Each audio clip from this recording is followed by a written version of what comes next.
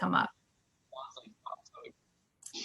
All right. So one of the first things is that if you have some ideas of maybe how to share how teachers can connect with students to make sure that they see all students, as you mentioned. Yes, definitely. Thank you for that question. Some of the ways that I would say or share with you, I would even create a file of my students, if possible, depending on your load of students, and just jot down some of the little things that they stand out, or even little stickies of letting them know something they did well that day. You're going to know which students need it the most, and you're going to also know which students are trying to be invisible. So I think that throughout the day, and I think that's also why we have to work as a team, because there are going to be some that we might miss. But if we work as a team with our fellow educators, we can make sure that every student is seen. Because there are some students that you're going to connect to that another teacher cannot. And there will be other students that other educators can connect you that you can't. And it's not because of you or that you're a bad educator, because I will be extremely honest. When my adopted parents took me in, I built such a strong relationship with my adopted mom, and I wanted nothing to do with my adopted dad. And it had nothing to do with my adopted dad at the time. It's just I associated him with the relationship I had with my father, so I wanted nothing to do with him. And my mom drove me to school. Her and I talked the entire time. And my adopted dad drove me to school. I just stared out the window and didn't even look at him until I got to school. And so eventually that relationship was built, but it had nothing to do with him. And it's the same way in the classroom. You know, I would walk into the classroom. I had a female teacher. I loved it. I had a male teacher. I pushed him away. And it had nothing to do with him. It was my pain. And so I think that as we continue to build relationships with students, we can strengthen it by letting them know they're seen. And be creative. Be creative on how you do that. Post-it notes help. I know Miss Barrera, my favorite teacher, and we can't do this with all kids, but I know that she knew my story. She dug a little deeper than most teachers to find out what was happening to me and who I was. And so every now and then she would show up with an extra taco that she made. And she was like, Roy, I brought you a taco. So that's probably why I loved her so much. Mm-hmm. All right. So the next question is, do you have any advice to share with students and teachers who are struggling during this pandemic? Yeah, this is a time of an unknown for everyone. Oh my gosh, this is such a hard time. And what a great question. I think that what I have seen from the many presentations that I've done during the pandemic, and even personally with the students that I work with, because I have youth groups as well, youth programs. It's just that constantly staying connected, but advice on how to effectively or to stay in contact. We would just have to watch for the signs for what we feel is missing in our kids and constantly checking in with them. But this is a time of unknown that I don't think I would be able to provide you the best advice on how to do that. Thank you. Another question, what advice can you share for those here with us today who share a similar story as you? I would say, don't give up, first of all. Love yourself enough to give yourself a chance. And the reason I say that is because the story that I just shared with you really messed me up. Made me really feel unworthy, unloved, not smart enough. So I literally had to write down who I wanted to be. And it was actually 13 things. And I had put it on my door, and I would have to read it to myself to retrain my mind that I was worth it, and that I was smart enough, and that I was capable.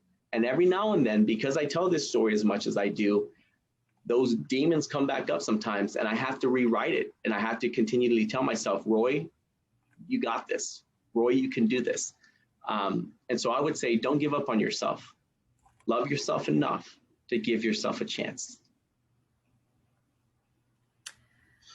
So I think the next two questions kind of go hand in hand. The first is telling your story over and over re-traumatizes you each time. So how do you stay strong and hopeful? Where do you find your power? And it kind of goes with another question, which is what do you enjoy most about your job? Because your job, you know, involves all of those things. So I thought I might combine those two. Thank you. Yeah, it does. It does re-traumatize me. There are days that it gets really bad that in order to go to bed, I have to barricade my door, just because I know that no one's going to come in and get me, because we were always in hiding from my dad. And he was always breaking into the places we were in hiding and when he found us. So for me, I'm not ashamed of crying. A good cry gets it out. I know that when I'm starting to get depressed, I open up my windows to let as much light in as possible. I try to get as much sunlight during those times. I change the type of music. I have a core group text message of core friends that their one and only job is don't let me give up. And I have that one friend who's like, Roy, you got this. Just think about all the young people that you've been able to help. And then I have the other friend that's like, dude, suck it up. Like, what's your problem? And I feel that I need both of them. Like they give me a good balance. So those are some of the ways that help me. If I just want to turn my brain off from it, I love going to the movies, which is now not really the best I can do, or I'll put on a movie because I get so lost into the movie that my brain shuts off. I also journal. Journaling is another great way, even if it's going to be to where I tear it up or burn it. I will write and write and write and write just to get it out. Right. And what do I enjoy most about my job? Usually, if it's an in-person presentation, my favorite part is right afterwards, is talking to the young people when they come up and them having them share. So I really enjoy that part. Great. So one of the things that I took away this time in hearing your story, and I take something away different every time, is your perspective as a student who's hurting. And so that is so helpful when we think about the challenges of teaching and the behavior problems that we may have and managing classrooms. So one of the questions is your advice for teachers who feel rejection and pushback from struggling students. I think that there's going to be a testing period because students want to know that you're real. Students want to know that you're more than just a teacher, but that you actually care about them. And so there are going to be little tests that are laid out to see whether you're legit or not. And kids can pick up on it right away. So I think that just constantly build that relationship. I don't say don't lower the bar just because, oh, they had a hard life. No, keep the bar high. Just provide the tools that they need to get there. So if you want to, help them perform better or raise a grade, then they're going to need the structure that they're not going to get at home. So they're going to need that extra time to take the test or study or that quiet place, or even learn how to create a quiet place and how to create study habits, because these are not things that we know. Like, we don't know what we don't know. And if our house is so chaotic, where am I going to find time to do that? Or how am I going to do that when I didn't even sleep the night before? So even sometimes, even if it's taking that nap that I need in the nurse's office, so it's going to be a case-by-case situation. But I think that if we go above and beyond, which is even asking a lot, now it's even harder because we're virtual. But I think another big part of it is just letting the kid know that they're seen. When a kid knows that they're seen, they don't want to lose you. Because for some, they feel your love, and they feel that's the only place they're going to get it. And so they're going to meet whatever bar you raise because they're too scared of losing you. And thank you for saying that, because I think sometimes as we have conversations about equity for students, that this idea of equity and excellence are in competition with one another. And I think you've very well laid out that should not be the case. So a couple of other questions on a different topic. There's interest to know how baby Ray is now. How are your brothers and sisters? Could you give us an update about your family? Can I share my screen and show my family? Yes, please. Perfect. Let me share my screen here and show you. Oh, let me minimize this. Let me make this bigger. Okay, so this is actually where I've been so far. So like, if you were to tell me when I was this homeless kid that all this would have happened, I would have never believed you. I would have never believed you. I'm so grateful. I'm so grateful. This is my family. So this was me when I was younger. I actually still own the white dress. I'm joking. I'm the one in the vest. And so that's my mom. That does not look like a face of a mother who wanted to hurt her kids. My mom is a wonderful person. She was just broken. Life was very hard. So even when it comes to parent support, you know, it's a big thing, but parents are human too. This is my siblings and my mom now and my mother's 60th birthday. You would have never known anything had ever happened. Luckily, all my siblings have adopted the concept of forgiveness and being better instead of bitter. And so we're extremely close. That's my sister, Amy. She's probably the one with the biggest heart out of all of us.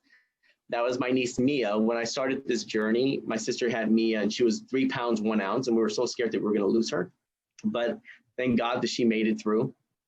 So she's still with us today. This is my sister, Tammy. She's the one right above me. She was a 15-year-old. Tammy is probably my biggest advocate and my biggest protector.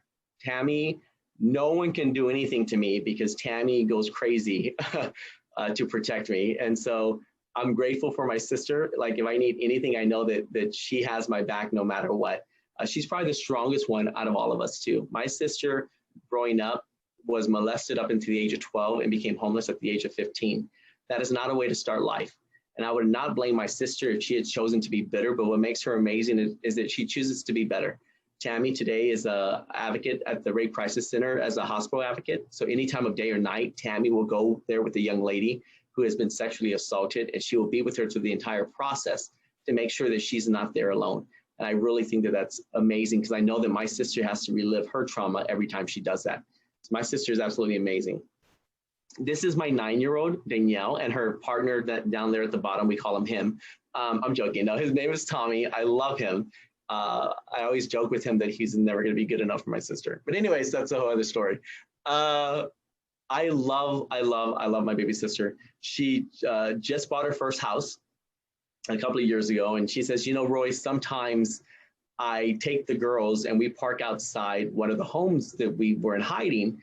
She goes, and we'll sit there and we'll eat. And I'll tell them what mommy went through. And I tell them, you will never have to go through that. But she wants them to know where she comes from.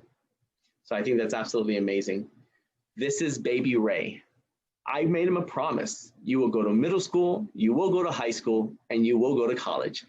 The year before last, baby Ray graduated from the University of Texas at San Antonio with his bachelor's degree in business. So this is like my kid. This is my baby. And to see him today, he's an amazing young man, very kind, very considerate, very giving. And I'm so glad that I was able to be here to see that. And I didn't check out early, or else I wouldn't have seen it. This is my mom and the police officer. They did get married. He's my stepdad, and I absolutely love the man. If it wasn't for him, I don't think I would have had a mom. My mom was very suicidal, and I think that she would have taken her life. I have a mom today because of him, and I will forever be grateful. He has apologized in many ways, and he is extremely good to her, and he's extremely good to us, and I'm very grateful for that. But change had to start somewhere. Let it start with you. This here, in the book, Homeless by Choice, when I was writing it, I had got a word that I was going to be sued by an aunt and uncle on my dad's side. And I'm like, sued for what? Like, they don't even know what's in the book. I was like, that's cool. They got to buy it to read it. I sold one copy. And so I got a call one day because I gave a one-line dedication to my dad. I got a call one day and I answered the phone. I'm like, hello. And he's like, hey, you little rat. I'm like, Dad? Because that's how he would refer to me as a kid. And it was in a loving way. It wasn't a bad thing. And he's like, yeah, it's me. I was like, well, what do you want? He goes, so I heard you wrote a book. I said, I did. And he goes, I heard you put me in it. I said, I did, but I changed your name so you can't sue me. Like, it was an easy fix from English to Spanish, Roy to Rogelio. So in the book, he's Rogelio because I didn't want to get sued. He goes, well, that's not why I'm calling. I said, well, why are you calling? He said, well, if you're being honest, he said, then I'm ready. He goes, I'm so sorry. He goes, and I would take the blame for everything. And when he said that, I knew that he was different, because other times that I tried reaching out to my dad, he would never accept any responsibility. He would always be like, it's not my fault you were homeless. You were with your mother. It's her fault. But this time it sounded different. And I said, well, if you're being honest, why don't you come to my book launch? It's next week in San Antonio. He showed up. So for the first time in over 20 years, I had my entire family with me. You know, some people fight for a nicer house, a bigger car, a fatter paycheck, you know, and that's fine. Chase what you want. My chase was to bring my family back together. Not my parents married, like that's disgusting. They're better apart. I just wanted to be able to be with my entire family and in a room. And that night of my book launch, it happened. And it was absolutely amazing. This here is that picture. You can see the entire family. It's my biological father, then baby Ray, Danielle, me, Tammy, Amy, my mom, and my stepdad, and even my niece behind my biological dad picking her nose. You can see her down there. And but this is 20 years in the making. But my hope is that if I can try to help families have this, help young people way before it's too late, before all the mistakes I made and I still make, to love themselves a little more, to give themselves a chance. That's my mission. I want to try to help as many young kids as possible not give up before it's too late. My dad and I today, we're not there yet. I mean, we're well on our way, but we don't have like a deep relationship. He now calls me at least 2 or 3 times a month, which is amazing because I didn't talk to him for years. And so he calls all the time, just like, hey, I'm just checking in. When are you coming to San Antonio? Please come by and see me. I'm like, I will, Dad, as soon as I get there. So I'm very grateful to have him in my life. And but this is how you get the free book. I want to share this as well. Again, just make a post on social media and share what you learned today or what inspired you. But you have to use the 2 hashtags, Teach for LA and my name, Roy Juarez Jr., so that we can find it and we can know who is in the running for a free book. We're going to give several away. So please, we would love to understand and see what your takebacks are and what was inspiring to you. So I'm going to close this shared screen. So go back to any questions that there might be. Teach for LA and Roy Juarez Jr. Thank you so much, Roy, for sharing those pictures. I haven't even seen all of those pictures, so what a great update. So we had a question about the recording. Is it going to be available? The recording of the Q&A will be available, and we'll also be linking to, on YouTube, Roy, you have a mini documentary. So that's what we'll be providing with the other recordings for the Teach for LA virtual workshop series. So stay tuned for that. We'll be providing all of those, I believe, after the workshop series has been completed. And we only have about 5 minutes left. So if you have any other burning questions for Roy, now is your opportunity. But as we're waiting to see if there are other questions, I just wanted to say thank you again for joining us in our work in LA as we are trying to bring more students into the pipeline of teaching and really change our community. You know, one of our missions is that students from the community in which they live make the best teachers in that community because they've experienced similar situations and circumstances as the children that they will have in their classroom. And how inspiring to have a mentor that can speak to you in a way that someone who has a different experience may not be able to. So for you future teachers here with us today, I hope that you've seen through Roy's story just how impactful a teacher can be and the difference that it made. And that, you know, we say in Teacher Track that we touch the future. And this is a perfect example that you don't necessarily see the fruits of your labor right off, but all of those teachers that poured themselves into Roy are a little bitty part of the lives that he is impacting now. So Anyway, we thank you so much for sharing your story and for being with us today. Thank you so much. It's an honor.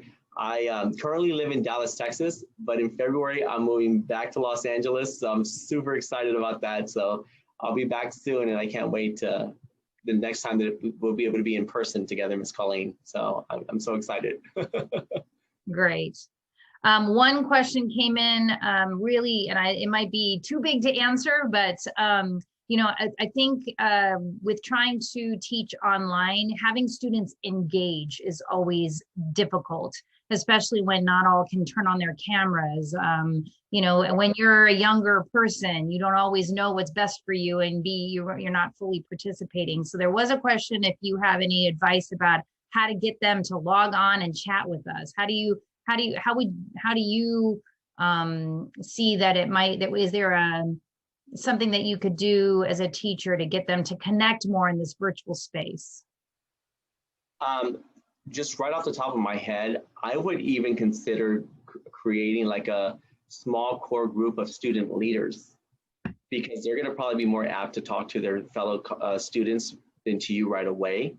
And so even if you have like 2 or 3 student leaders who would be able to touch base with those students who are not as active or interactive online, that might be one of the ways to get that done. When I was younger, I had ran a student leadership program, and it was really hard getting the students involved at first. So I created a core group of 7 students who we called Project 7, and their job was to reach out to those students to get them to engage. And before I knew it, we had about 150 in my leadership group when we started with just 20. And so that might be another way. Utilizing. Amazing. Those are on the spot questions. Thank you so much for your insight. And anyway, I will be sending the chat to you so you can feel the love from our participants today. And again, I want to thank you for being here. Shout out also to Leah Martinez for her leadership in this virtual workshop series. She is our leader for the Teach for LA collaborative and was the one that originally reached out to you, Roy. So I just want to make sure to also recognize Leah Martinez from Rio Hondo and her contributions. Yeah. Thank you. All right, everyone. Well, thank you so much. We encourage you to fill out the survey, which you will find in the chat, and also to continue to attend other Teach for LA events that we will have throughout the rest of the month. Have a great day. Take care.